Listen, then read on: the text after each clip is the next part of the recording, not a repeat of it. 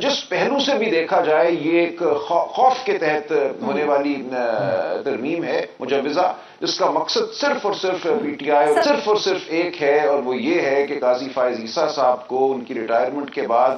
ایک نئی عدالت کا چیف جسٹس مقرر کیا جائے، جو عدالت سپریم کورٹ سے بھی بالا ہوگی، سپریم کورٹ کی کوئی حیثیت نہیں رہے گی اس کے بعد، اور وہاں وہ مقرر ہونے کے بعد اپنی مرضی کے اور 4 یا 5 جج لگائیں گے، جن کے پاس پھر بھیجا جائے گا عمران خان کے خلاف ہر مقدمہ، وہاں بھیجا جائے گا پی ٹی آئی کے خلاف ہر مقدمہ، بالخصوص اگر پی ٹی آئی کو یہ بین کرنے کی بات کرتے ہیں تو ریفرنس لکھ دیا گیا ہے اس مسودے میں کہ اس عدالت کے پاس جائے گی، اور وہاں سے یہ سمجھتے ہیں کہ ہم آسانی سے پی ٹی آئی کو ختم کرا دیں گے۔ اور عمران خان صاحب کے لیے انہوں نے آئین کے آرٹیکل 8 کو بھی تبدیل کیا ہے، جو کہتا ہے کہ آئین سے